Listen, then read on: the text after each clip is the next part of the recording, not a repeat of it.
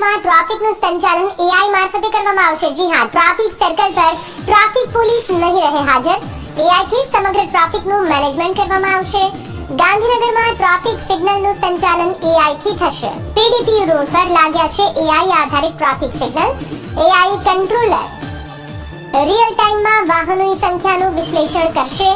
Signal કેટલા સમયમાં ખુલવું તેનો નિર્ણય પણ એઆઈ જ લેશે।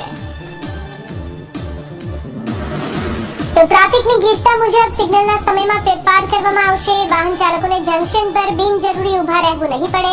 ગુજરાતમાં પ્રથમવાર જંકશન પર એઆઈ સાથે એલ્યુમિનેટેડ એલઈડી કેન્ટિલીવર સિગ્નલ પોલ્સ લગાવવામાં આવ્યા છે। સ્પેશિયલ એલઈડી પોલ્સ રાત્રિના સમય અને ખરાબ હવામાનનું પણ દૂરથી સ્પષ્ટ દેખાય તે રીતે તેની વિશેષતા છે।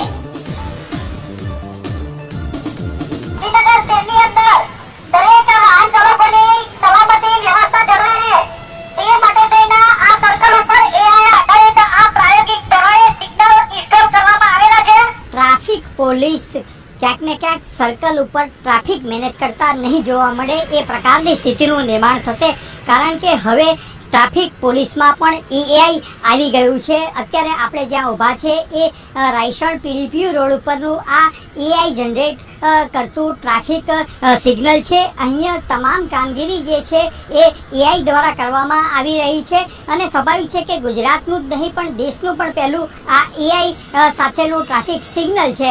અત્યારે પ્રાયોગિક ધોરણે ગાંધીનગર મહાનગરપાલિકા દ્વારા આ સિગ્નલ ઊભું કરવામાં આવ્યું છે। આમાં એઆઈની જે કામગીરી છે એની ઉપર કેમેરો લગાવ્યો છે। કેમેરાની જે કામગીરી છે, રોડ ઉપર વાહનોનું કેટલું ભારણ છે અને એનું સંચાલન કેવી રીતે કરવું, કયો રોડ ખોલવો અને કયો રોડ બંધ કરવો, એ તમામ સિગ્નલો એઆઈ જનરેટ દ્વારા કરવામાં આવી રહ્યા છે। સ્વાભાવિક છે કે આ પ્રકારની કામગીરી કરતા ટ્રાફિક પોલીસનું ભારણ પણ ઘટશે અને ભવિષ્યમાં એવું કહી શકાય કે સર્કલો ઉપર ટ્રાફિક પોલીસ નહીં જોવા મળે, કારણ કે તમામ કામગીરી છે એ એઆઈ દ્વારા કરવામાં આવશે।